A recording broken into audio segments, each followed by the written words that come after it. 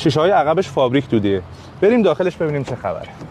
تنظیمات صندلیش با تم مرسدس، 3 تا حافظه صندلی داریم، گرم کن سرد کن رو اینجا تعبیه کردن که فوق‌العاده کاربردی و جذابه. سنسور نور، سنسور باران و دوربین ثبت وقایع رو داریم. آینمون فوتوکرومیکه. شیفترمون الکتریکیه و قابلیت تیپترونیک رو هم داره. سیستم تهویه‌مون اتوماتیک 2 کاناله است و فیلتر PM2.5 یا یونیزاسیون و تصفیه هوای داخل کابین رو داریم. میتونیم دما و سرعت فن عقب رو از همینجا تنظیم کنیم. فرمون دیکات توپل خوشته است. شیفتر پشت فرمون، یک کلاسه و مانیتور به هم چسبیده.